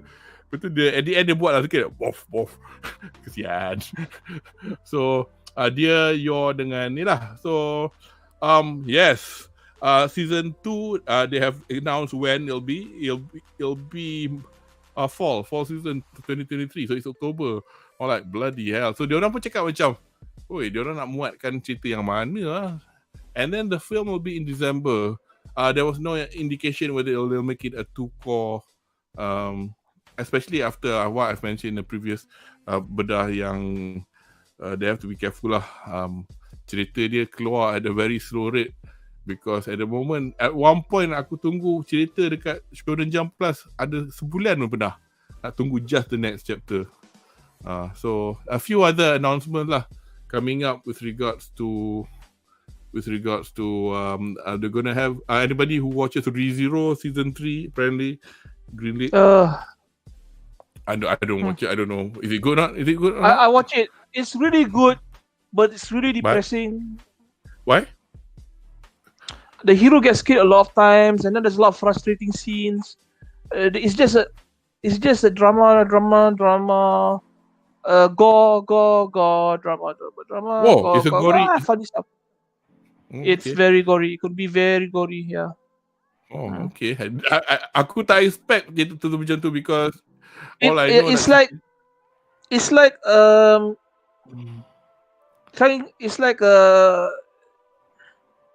nak kata apa? It's like eating the best belacan, sambal belacan. Sedap tu sedap, tapi pedasnya teramat sangat, tak sampai keluar air mata. This is what ReZero is. Oh yo, gila je pasal. And the hero is a loser in useless heart. Kan? Yeah. Overall, yes, but he's not that useless lah. But I would call him useless lah if you want me to explain dia punya characteristic lah. Tak improve langsung dalam 3 season. Improve, but it's just that he could have done much more, you know. Yeah, and then I also put up there's also a key visual for the next season for Jujutsu Kaisen, which is out in the summer. So it's going to be 2 courses. It's going to be summer and fall, if I'm not mistaken. And it gave me the impression, because aku ada manga tau, tapi aku macam aku nak baca one shot, so aku collect aja, aku akan baca later. So aku cerita dia. Oh, berat bro. Berat. So berat. I don't know whether or not there'll be whether this next season sounds like a flashbacky story, because it's set when Gojo dengan kawan rambut panjang dia macam masih kat sekolah lagi. So aku tak faham sangat, so aku tak nak spoil lah. Tapi I'll look forward to that. I'm not going to dwell on this too very long. Are you guys in a rush to go anywhere? No. But I just want to say something about season 6. Go ahead. Season 5 kan, when Nick, Shaz and I kan were reviewing My Hero Academia kan, one of the harapan saya nak kan for season 6 kan, banyak sangat waifu muncul. Alhamdulillah. Season 6 banyak waifu muncul.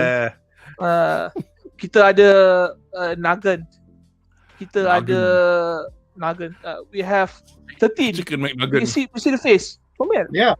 There was an unexpected new character. Guys, seriously. Mirko, the first few episode. Yeah, I tak tahu dia girl.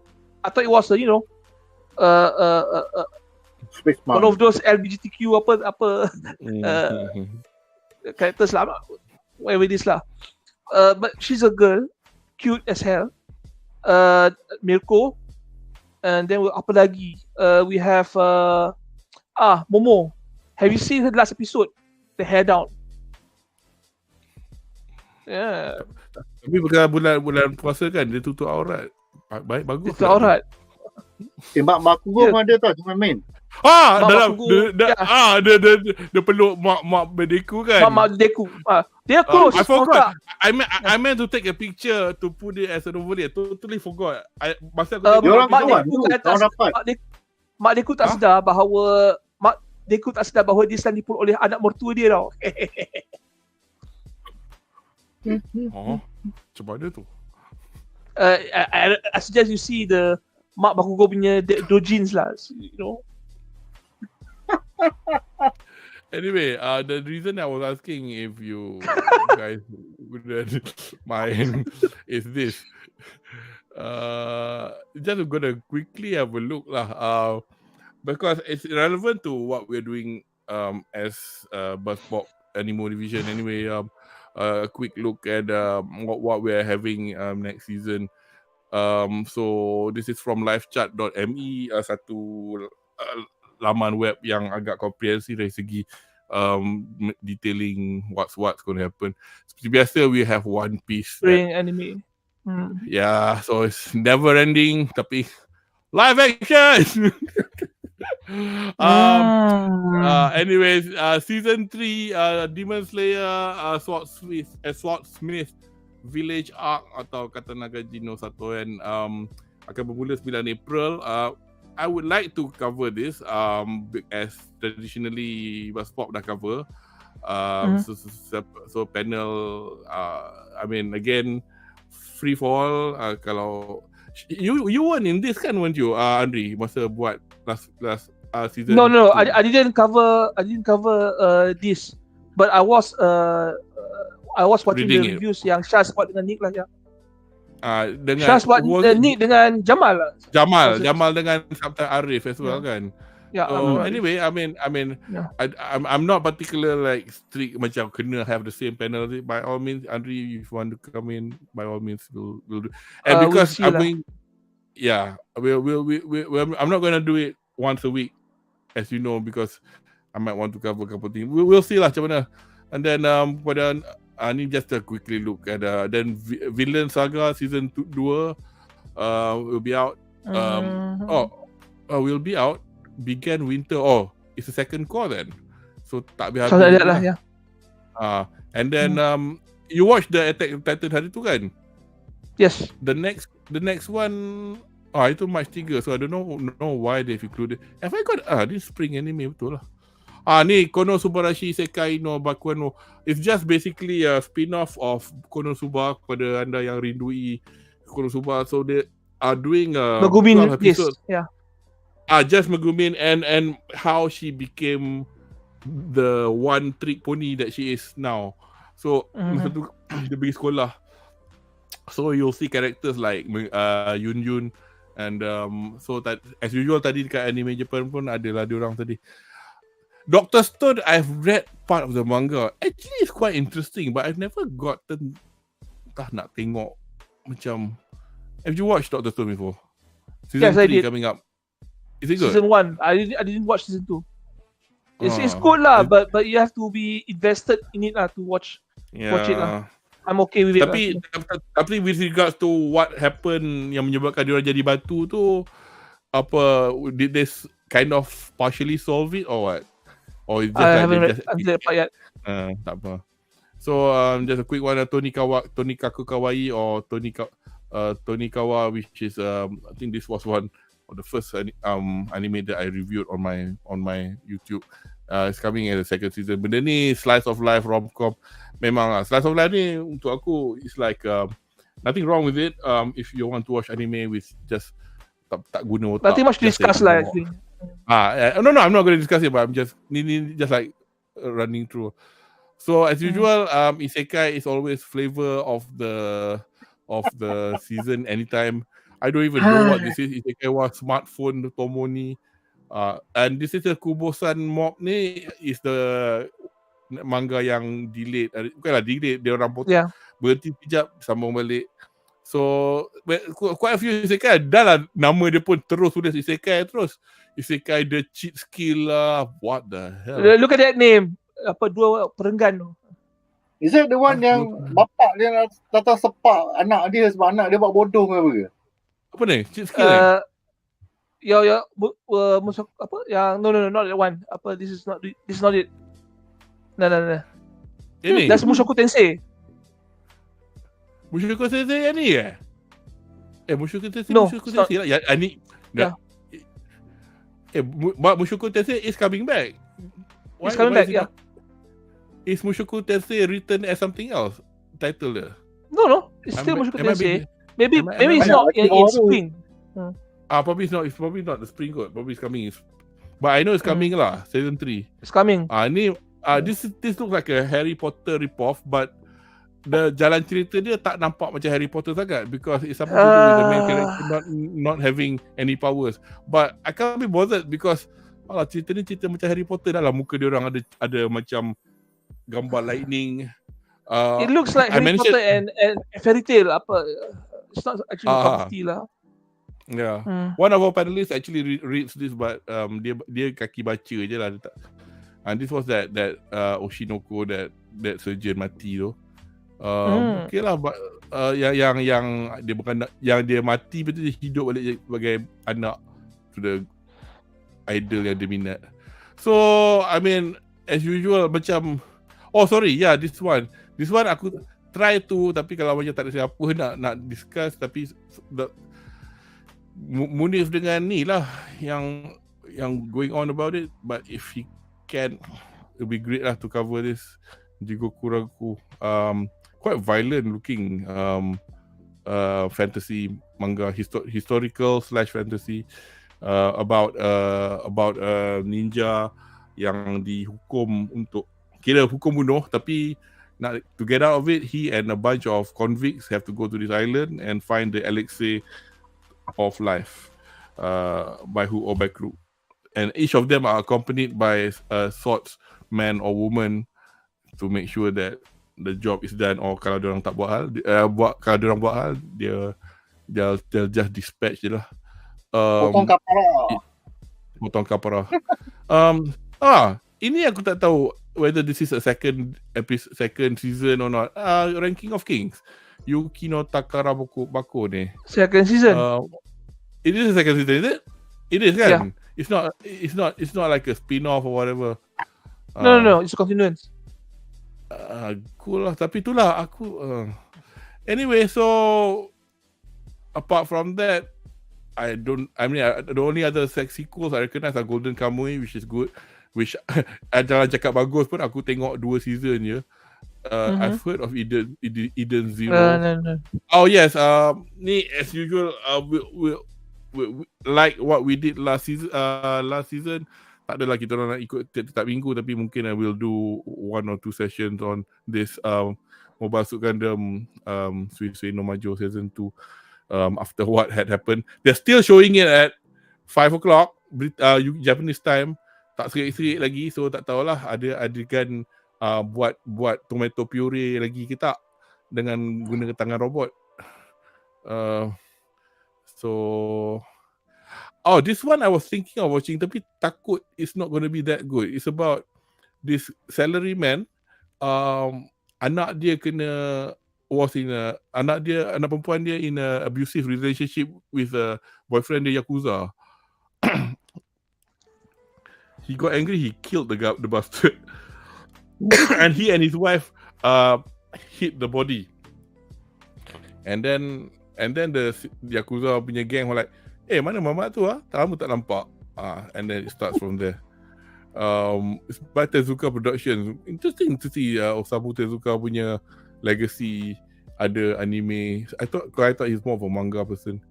Apart from that, a bunch of other.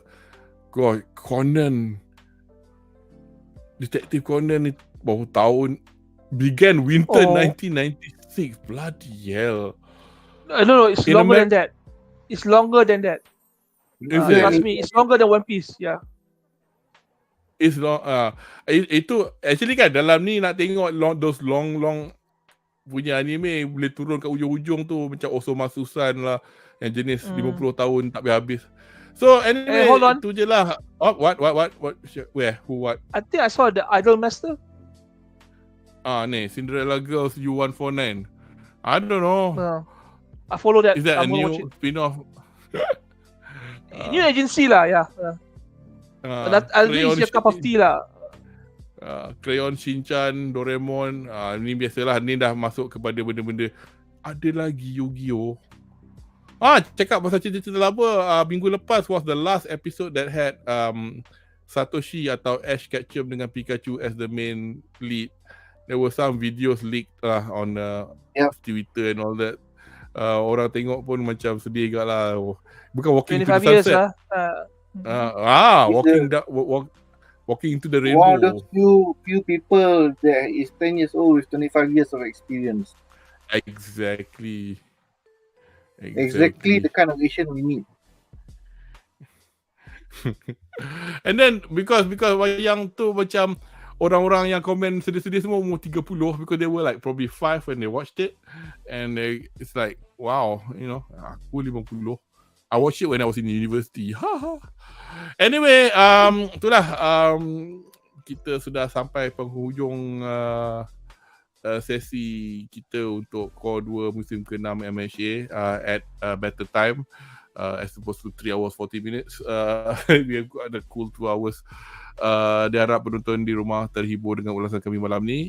Untuk sesi yang akan datang, kami berharap untuk memberi, as I said before, ulasan secara live stream untuk siri anime Musim Bunga 23 itu Demon Slayer Swordsmith Village Arc, Mobile Suit Gundam Witch from Mercury, dan Jigoku Raku yang diadaptasikan dari manga nukilan Nikaku Yuji. Tapi tarikh dan masa sesi live stream ni bakal diumumkan melalui laman Facebook dan YouTube kami seperti biasa, so nantikan.